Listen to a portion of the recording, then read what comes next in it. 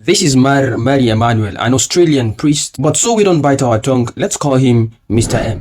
Mr. M is infamously known for his daredevil lives. Even at the face of truth, he doesn't care. Well, some of you should have come across one or two of his videos. Mr. M is the same man that claimed the Quran was written 200 years after the death of the Prophet ﷺ. And to put the eyes on the cake, he said it is from our very own sources. Did you know the Quran was written 200 years after Muhammad? I'm not attacking, but I'm just quoting what they say.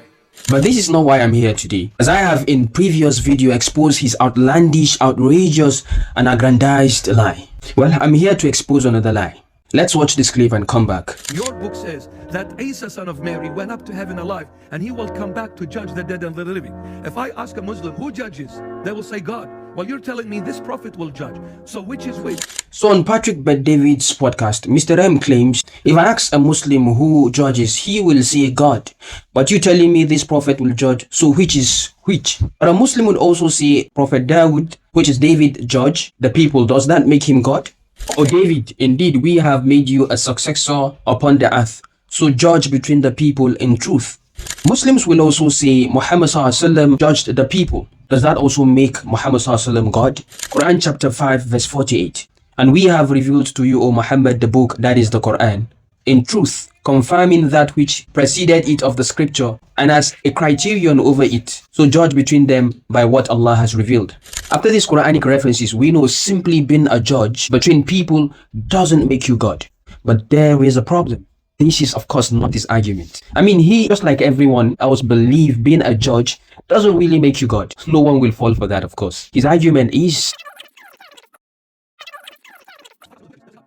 your book says that Isa, son of Mary, went up to heaven alive, and he will come back to judge the dead and the living. That's the point we all missed. It is written in your books, Jesus will be able to judge both the dead and of course the living.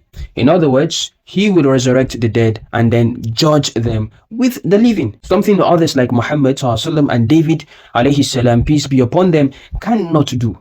And this is what makes Jesus God.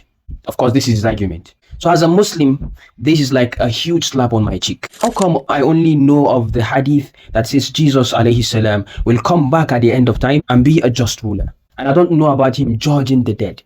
Well, since Mr. M claims it is in our own books, I challenge him to provide in our own sources where it says Jesus alayhi salam will judge both the dead and the living.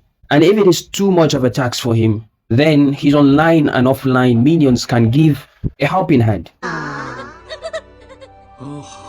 For example, this one said, the Quran calls Jesus the hour, as in he will judge us in the final hour or judgment day. Please bring the evidences as I await. With these I say Assalamu alaikum wa rahmatullahi wa barakatuh.